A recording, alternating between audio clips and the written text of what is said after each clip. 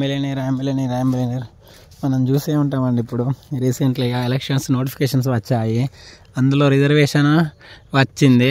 ఇప్పుడు చూడండి మీకు న్యూమరాలజీ ఎంత క్లారిటీగా అర్థమవుతుందో. ఇప్పుడు 2025లో లాస్ట్ ఎలక్షన్ టైంలో వచ్చిన రిజర్వేషన్స్ కొన్ని జాగాలు వచ్చినాయి, కొన్ని జాగాల్లో రాలేదు. అప్పుడు లాస్ట్ టైం విన్ అయిన వాళ్ళు ఈసారి లేదన్నట్టే కదా.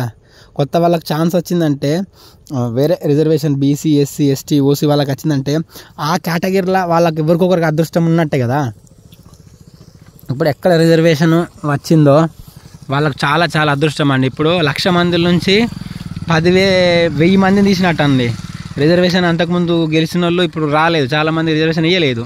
అంటే ఇప్పుడు వాళ్ళ లైఫ్ 5 సంవత్సరాలు పోయినట్టే. ఇక వాళ్ళు ఉన్నా లేకున్నా చూడండి, ఇక పొలిటికల్ లైఫ్ లేదన్నట్టే. అంటే వేరే గెలిచిన తర్వాత వేరే వాళ్ళ కింద మళ్ళీ వర్క్ చేయడం అది వేరు, వీళ్ళు పొలిటికల్ లీడర్గా ఉండడం వేరు కదా. ఇప్పుడు లాస్ట్ టైం బీసీ వచ్చిన కాడ ఇప్పుడు ఎస్సీ వచ్చింది అనుకోండి, బీసీ వర్గం మొత్తం బ్యాడ్ అన్నట్టే. ఎస్సీ వర్గంలో గుడ్లకు ఎవరికొకరికి ఉన్నట్టు ఆ ఒక్కరే మళ్ళీ విన్ అవుతారా అండి. మంచిగా ఆలోచించండి. ఇది న్యూమరాలజీ అనేది చాలా చాలా పవర్ఫుల్ అండి. మీరు నమ్మినా నమ్మకపోయినా అది